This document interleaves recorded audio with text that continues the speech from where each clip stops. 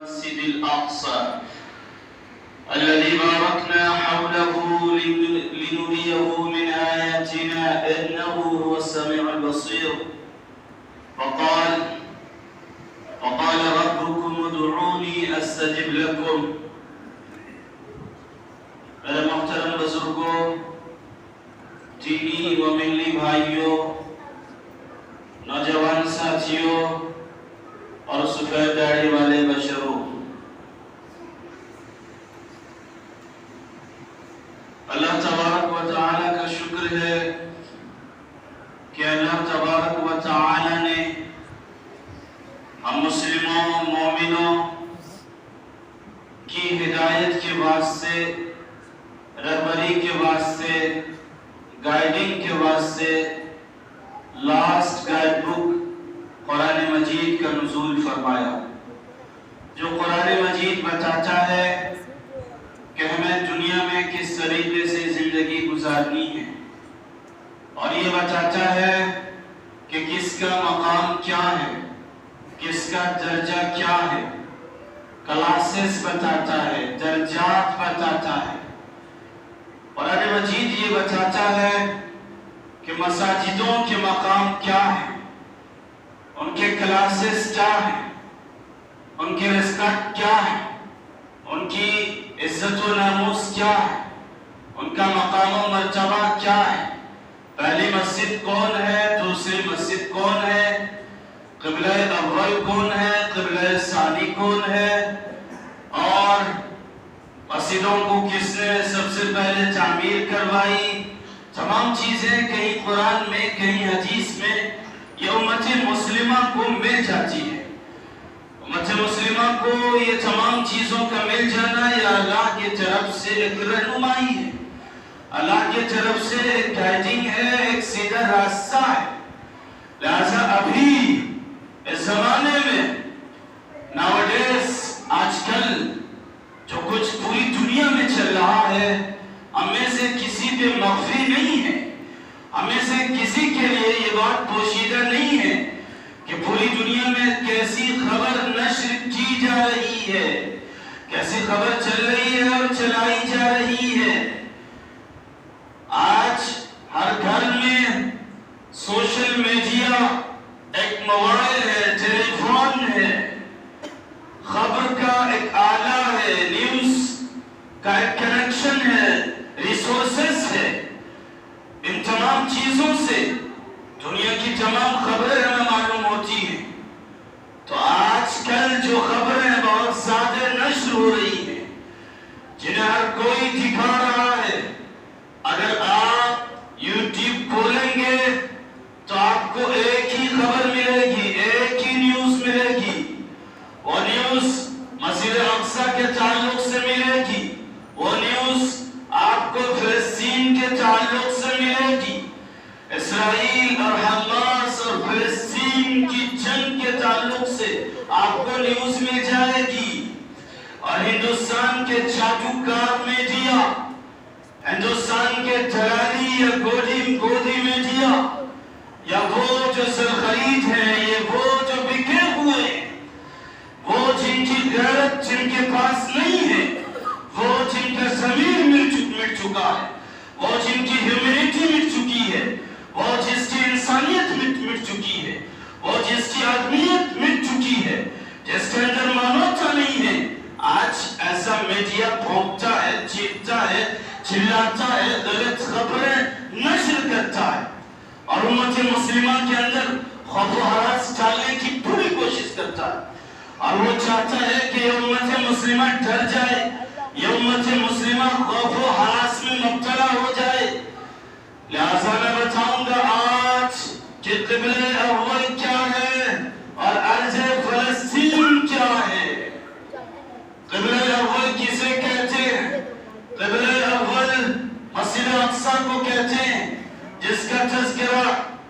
15ویں پارے کے سورہ بنی اسرائیل میں یوں فرمایا گیا: سبحان الذي اسرى بعبده ليلا من المسجد الحرام الى المسجد الاقصى الذي باركنا حوله لنريه من آياتنا انه هو السميع البصير۔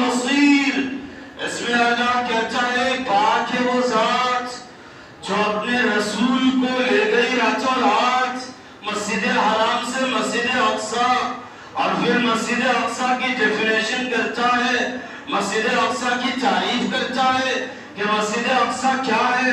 رب کہتا ہے مسجد اقصی وہ ہے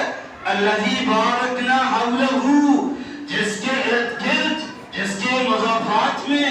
جس کے اطراف و اکناف میں ہم نے برکتیں رکھی ہے، لنریہ من آیاتنا، تاکہ ہم رسول کو اور پھر دنیا کو اور تمام لوگوں کو وہ آیات و نشانیاں و برکتیں دکھا دے۔ انہ هو السمیع البصیر،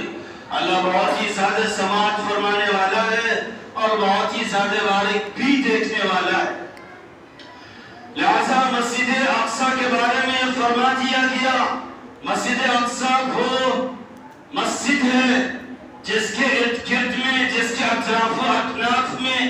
جس کے مضافات میں اور جس کے اراؤنڈ میں اللہ نے برکتیں رکھی ہیں۔ اور یہ مسجد اقصی سرزمین فلسطین میں ہے، اور فلسطین یہ انبیاء کا مسکن ہے، فلسطین یہ انبیاء کا شہر ہے، فلسطین یہ وہ شہر ہے، یہ وہ سٹی ہے جہاں انبیاء آباد ہوئے ہیں، جہاں انبیاء کی قبریں ہیں۔ یہ وہ شہر ہے جہاں جس شہر سے انبیاء کی محبت رہی ہے، انبیاء کا تعلق رہا ہے، انبیاء کا کنیکشن اور انبیاء کی ریلیشن شپ رہی ہے۔ اور کہا جاتا ہے کہ حضرت ابراہیم علیہ السلام جب انہوں نے خانہ کعبہ تعمیر کی تو خانہ کعبہ کی تعمیر کے بعد انہوں نے مسجد اقصی تعمیر کروائی۔ تو دوسری جگہ بیان ہوتا ہے کہ حضرت سلیمان علیہ السلام نے سرکش شیاطین کے ذریعے سے مسجد اقصی کی تعمیر کروائی۔ اور یہ مسجد اقصی مقدس کیوں ہے، ریسپیکٹ فل کیوں ہے، محترم کیوں ہے، عزت و ناموس والی شے کیوں ہے؟ اس لیے کہ ایک تو رب نے کہا لنریہ، کہا الذی بارکنا حولہ، جس کے ارد گرد مسجد اقصی، جس کے ارد گرد ہم نے برکتیں رکھی ہے۔ اور دوسری وجہ، دوسری ریزن یہ ہے کہ اس مسجد اقصی میں حضور پاک صلی اللہ علیہ وسلم نے تمام انبیاء کی امامت فرمائی ہے، اور آپ کا معراجی سفر اسی مسجد اقصی سے شروع ہوا ہے۔ آپ مسجد حرام سے مسجد اقصی گئے ہیں، اور مسجد اقصی سے آپ ساتوں آسمان پہ گئے ہیں، وہاں آپ کو رب سے ملاقات ہوئی ہے، جنت و دوزخ کی سیر مسجد اقصی سے ہو کے ہوئی ہے، کیونکہ آپ کی پرواز مسجد اقصی سے ہوئی ہے، اور آپ جو امام الانبیاء بنے ہیں اور سید المرسلین، سید الاولین والآخرین بنے ہیں، آپ جو تمام انبیاء کے انبیاء بنے ہیں، مسجد اقصی سے بنے ہیں۔ اس لیے مسجد اقصی ہمارے لیے ریسپیکٹ فل ہے، ہمارے لیے محترم چیز ہے، ہمارے لیے عزت و ناموس ہے۔ اور کیوں نہ مسجد اقصی ہمارے لیے عزت کی چیز ہو، اس لیے کہ مسجد اقصی ہماری جان ہے، مسجد اقصی ہماری پہچان ہے، مسجد اقصی ہماری شان ہے، اور سب سے بڑھ کے یہ کہ مسجد اقصی پہ ہم سب تن من دھن سے قربان ہے۔ اور اسی کا ثبوت، اسی کا پروف آج فلسطینی دے رہے ہیں، آج حماسی مجاہدین دے رہے ہیں، لبنان کے مسلمان دے رہے ہیں، وہ حماس کے مجاہدین، فلسطین کے مجاہدین، لبنان کے مجاہدین، یہ سب کے سب مسجد اقصی سے محبت کا ثبوت دے رہے ہیں، مسجد اقصی سے الفت کا ثبوت دے رہے ہیں، مسجد اقصی سے وہ دلدادہ ہونے کا ثبوت دے رہے ہیں۔ اور ہم مسجد اقصی کے دیوانے ہیں، ہم مسجد اقصی کے پرستار ہیں، ہم مسجد اقصی کے شیدائی ہیں۔ مسجد اقصی کو کسی قیمت میں ہم اسرائیلیوں کے ہاتھ نہیں جانے دیں گے، اس لیے کہ یہی ہماری تاریخ رہی ہے، یہی ہماری روایت رہی ہے، یہی ہماری ٹریڈیشنل رہی ہے کہ ہر زمانے میں ہم نے مسجد اقصی کی حفاظت کی ہے۔ کبھی ہم نے حضرت صلاح الدین الایوبی کے ہاتھوں مسجد اقصی کی حفاظت کی ہے، کبھی خود خلیفہ ثانی حضرت عمر فاروق رضی اللہ تعالیٰ عنہ کے ہاتھوں مسجد اقصی کی حفاظت ہوئی ہے۔ ہر زمانے میں جب جب اسرائیلیوں کا قبضہ ہوا ہے، اسرائیلیوں کا قبضہ ہوا ہے، باطل طاقتوں کا قبضہ ہوا ہے، ہم نے مسجد اقصی کی حفاظت کی ہے، اور مسجد اقصی کی حفاظت میں ہم نے جان نہیں دیکھی ہے، مال نہیں دیکھی ہے، دولت نہیں دیکھی ہے۔ آج اس کا زندہ جاوید مثال ہے کہ فلسطینی مائیں قربانی دے رہی ہے، فلسطینی بچے قربانی دے رہے ہیں، فلسطینی نوجوان قربانی دے رہے ہیں۔ وہ اپنی جانوں کو ناجان نہیں سمجھتے ہیں، وہ اپنے گھروں کو گھر نہیں سمجھتے ہیں، وہ مسجد اقصی کو اپنا گھر سمجھتے ہیں، مسجد اقصی کو اپنی عزت سمجھتے ہیں، مسجد اقصی میں اپنی جان سمجھتے ہیں،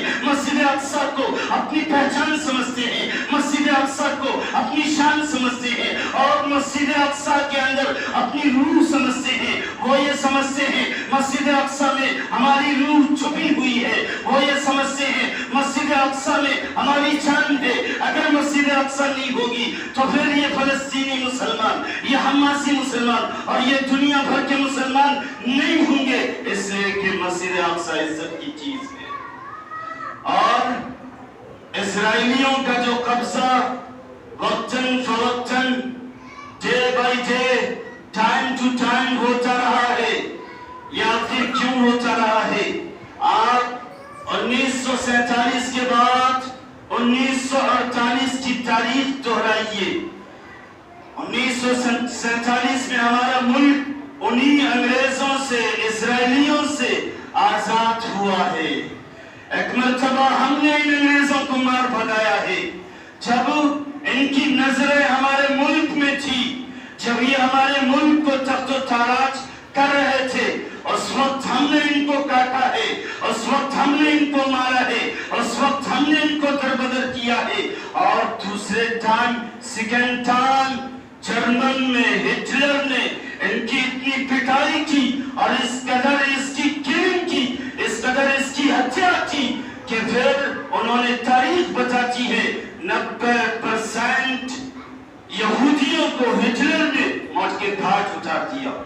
اب دنیا بھر میں صرف 10% یہودی بچے تھے۔ یہ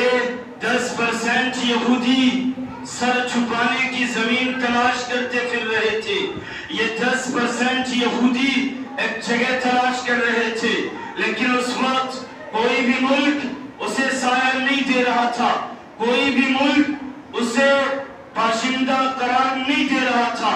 کوئی بھی ملک اسے اپنے ملک میں بسنے کی پرمیشن نہیں دے رہا تھا۔ امریکہ جو آج اس کی امداد پہ اترا ہے، اس نے بھی نکار دیا تھا، اس نے بھی دھتکار دیا تھا، تو بالآخر فلسطینی مسلمانوں کو رحم آیا، اور فلسطینی مسلمانوں نے انسانیت کو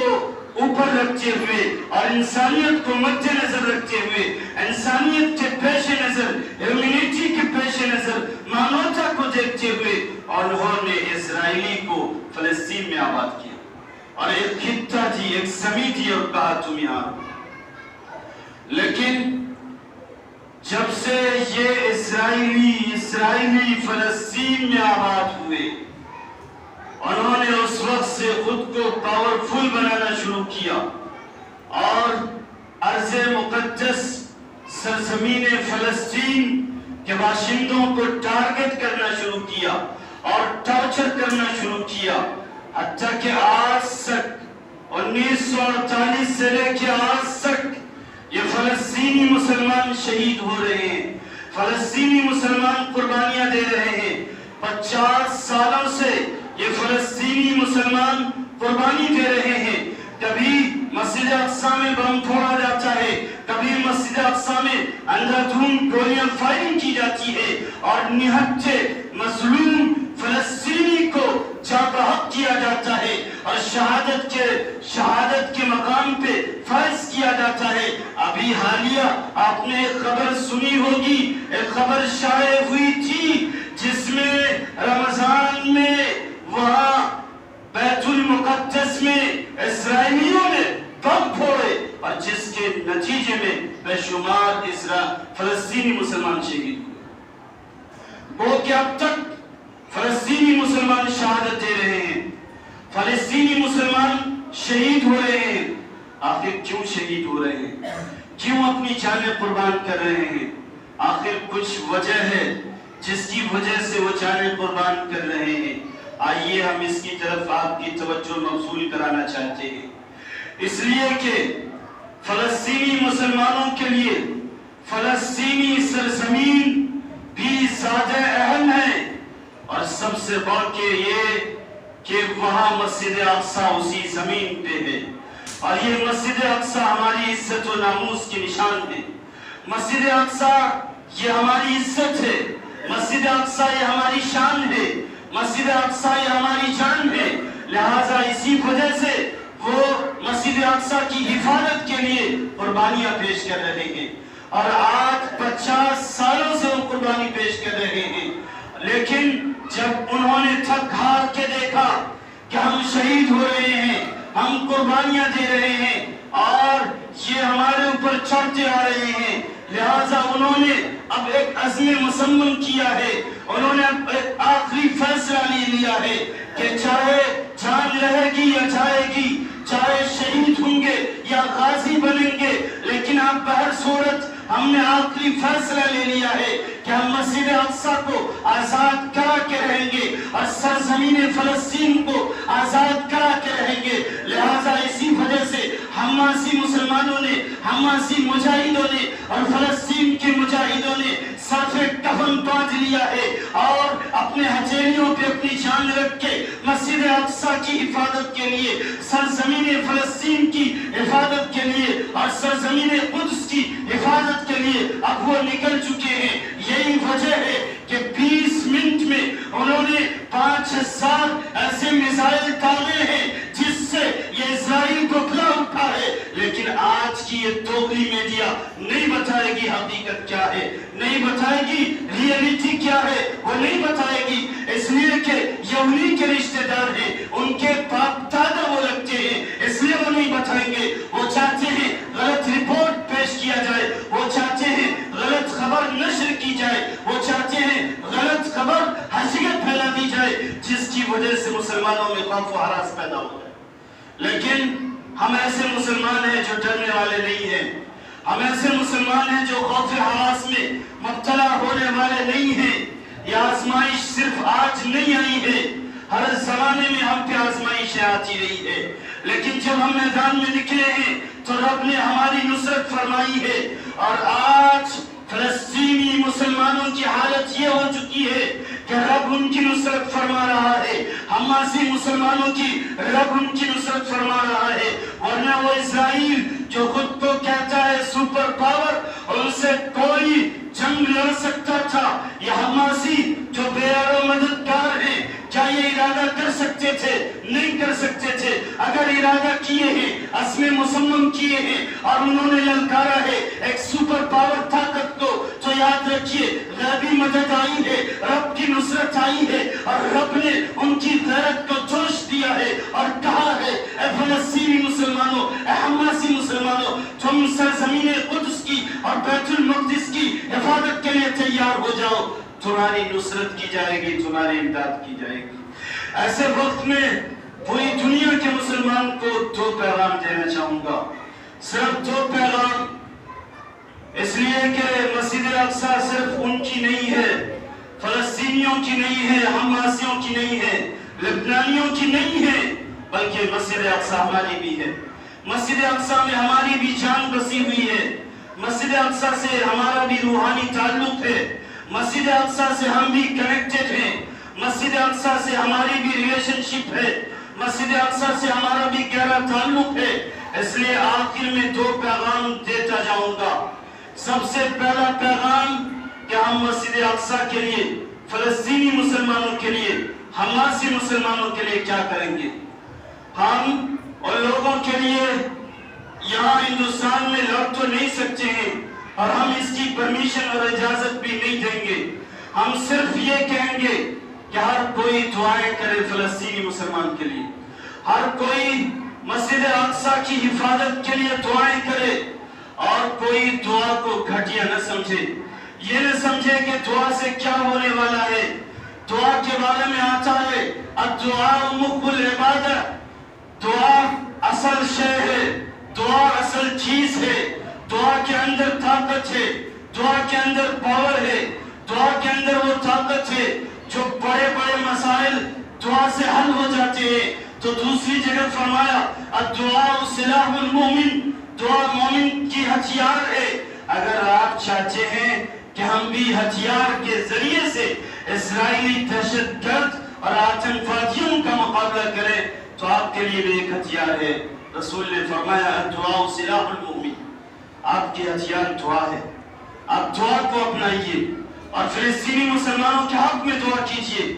اور حماسی مسلمانوں کے حق میں دعا کیجئے، مسجد اقصی کے حق میں دعا کیجئے اور ہر 5 نمازوں کے بعد دعا کیجئے۔ توفیق ملتی ہے، نہیں تو توفیق خدا سے مانگیے اور رات میں میٹھی نیند سے بیدار ہو کے تہجد کی نماز پڑھ کے دعا کیجئے۔ ہر مسلمانوں پہ فرض ہو چکا ہے، ہر مسلمان، اس لیے کہ ایک مسلمان جانیں قربان کرے، ایک مسلمان اپنے شہر کو قربان کر دے، ایک مسلمان اپنی ماں اور بہنوں کی جانیں قربان کرے اور ایک مسلمان کیسا بے غیرت بنا رہے، غفلت اور سستی میں ڈوبا رہے کہ ان سے دعا بھی نہیں ہو سکتی ہے۔ ایسا نہیں ہو سکتا ہے کہ ہم سے دعا بھی نہیں ہو سکتی ہے، ہم کم سے کم دعا ضرور کر سکتے ہیں، اس لیے کہ دعا پہ کسی کی پابندی نہیں ہے، دعا پہ کسی کی بین نہیں ہے، دعا سے کوئی روکنے والا نہیں ہے اور دعا ایسی چیز ہے جو ڈائریکٹ آپ کے منہ سے نکلے گی اور رب کے دربار میں جائے گی اور اسرائیل کی حکومت کو تخت و تاراج کر کے رکھے گی۔ اس لیے ہر کوئی دعائیں کرے، ہر ہندوستانی دعائیں کرے۔ اگر پورا ہندوستانی دعا کرے گا تو اللہ ضرور کسی نہ کسی کی دعائیں قبول فرمائے گا اور اس کی وجہ سے مجاہدین کو فتح ملے گی، نصرت ملے گی۔ اور دوسری جگہ قرآن مجید میں کہا گیا وَقَالَ رَبُّكُمُ ادْعُونِي أَسْتَجِبْ لَكُمْ، اللہ کہتا ہے تم مجھ سے مانگو میں قبول کروں گا، میں دینے کو تیار ہوں۔ تو اب مانگنے کا وقت آ چکا ہے، اگر ایسے وقت میں نہ مانگیں جس وقت میں مسجد اقصی ہم سے چھینی جا رہی ہے، جس وقت میں مسجد اقصی کے مجاہدین مسجد اقصی کے لیے قربان ہو رہے ہیں، ایسے وقت میں ہم رب سے نہیں مانگیں گے تو کب مانگیں گے؟ یہ مانگنے کا وقت آ چکا ہے۔ ہر کوئی 5 نماز کے بعد اور رات میں ایک ٹائم ضرور فکس کر لیجئے گا کہ میٹھی نیند سے ہر کوئی بیدار ہوگا اور دعاؤں کے لیے ہاتھ اٹھائے گا اور مسجد اقصی کے لیے دعائیں کرے گا اور کہے گا یا اللہ ہم مسجد اقصی کے لیے لڑ تو نہیں سکتے لیکن ہم تجھ سے دعائیں کرتے ہیں، ہم مسجد اقصی کے مجاہدوں کے لیے اور فلسطینی اور حماسی مجاہدوں کے حق میں دعا کرتے ہیں، یا اللہ میری دعا قبول فرما۔ انشاءاللہ آپ کی دعا قبول ہوگی اور مسجد اقصی کو خلاصی اور آزادی ملتی چلی جائے گی۔ اور آخری کام یہ کرنا ہے کہ دنیا بھر میں اسرائیلی پروجیکٹس چل رہے ہیں، اسرائیلی مصنوعات چل رہے ہیں، اسرائیلی سامان دنیا بھر میں پھیلے ہوئے ہیں، اسرائیلی کمپنیوں کے جو پروڈکٹس ہیں، جو مصنوعات ہیں، جو سامان ہیں، ان کا ہم بائیکاٹ کریں گے۔ ہم دیکھیں کہ اسرائیلی مصنوعات کیا کیا ہیں، ہم دیکھیں کہ اسرائیلی پروڈکٹس کیا کیا ہے اور ہر ایک کی نشاندہی کر کے، ہر ایک کو جان کر ہم ان کا بائیکاٹ کریں گے۔ اگر آپ میں ذرہ برابر مسجد اقصی کی محبت ہوگی اور ارض فلسطین کی محبت ہوگی تو آپ 2 کام ضرور کریں گے، ایک یہ کہ ان کے لیے دعائیں کریں گے اور دوسرا کام یہ کہ اسرائیلی پروجیکٹس کا بائیکاٹ کریں گے۔ اتنا کام ضرور ہو سکتا ہے، بڑا آسان کام ہے۔ اگر ہم نے اتنا کام کر لیا تو یہ سمجھیے کہ ہم اپنی ذمہ داری سے سبکدوش ہو جائیں گے، اور اگر ہم نے یہ نہیں کیا تو پھر کل بروز قیامت میں ہماری بھی گرفت اور پکڑ ہو سکتی ہے۔ رب کہے گا میرے گھر کے لیے وہ مجاہدین تھے جو جانیں قربان کر رہے تھے، لیکن تم نے کیا کیا تھا؟ میرے گھر کو تخت و تاراج کرنے کے لیے، میرے گھر کے انہدام کے لیے وہ باطل طاقت کھڑی ہوئی تھی اور تم میٹھی نیند سو رہے تھے، خواب غفلت میں تھے، تو یقیناً اس وقت کے سوال کے جواب کو تیار کرنا ہوگا۔ اس کے لیے صرف 2 کام کرنے ہوں گے۔ ابھی ایک خبر شائع ہوئی ایک ویڈیو کے ذریعے سے کہ ایک باپ اپنی بیٹی کو دلاسا دیتا ہے جب وہاں بم پھٹتا ہے، تو باپ کے بیٹی پوچھتی ہے ابو یہ کیسی آواز ہے؟ کس قدر ایمان کے مالک ہیں وہ لوگ، کس قدر ان کا ایمان پاورفل ہے، کس قدر ان کا ایمان اسٹرانگ ہے کہ ایسا باپ جو ایمان سے لبریز ہے وہ کہتا ہے بیٹی یہ تمہارے کھلونے کی آوازیں ہیں، یہ کھلونے کی آوازیں ہیں۔ اور حقیقت میں رسول نے فرمایا بھی ہے کہ مومن بچوں کے کھلونے کی آواز حقیقت میں تیر و تفنگ کی آواز ہوتی ہے، تلواروں کی کھنکھناہٹ اور تلواروں کی جو آواز ہوتی ہے وہ مومن کے کھیلنے کی آواز ہوتی ہے۔ یہ اس طریقے سے وہاں دلاسا دیا جا رہا ہے اور اس طریقے سے شریف اور بہادر اور مجاہد تیار کیے جا رہے ہیں۔ تو ضرورت اس بات کی ہے ایسے مجاہد کے حق میں ہم 2 کام کریں۔ ایک کام یہ کریں کہ ان کے لیے دعائیں کریں، دوسرا کام یہ کریں کہ ہم اسرائیلی پروڈکٹس کا بائیکاٹ کریں، اللہ پاک سے دعا فرمائیں کہ اللہ پاک مسجد اقصی کی حفاظت فرمائیں اور سرزمین فلسطین کی حفاظت فرمائیں، فلسطین کی زمین اور پھر جتنے مجاہدین ہیں ہر ایک کی حفاظت فرمائیں۔ آمین وآخر دعوانا۔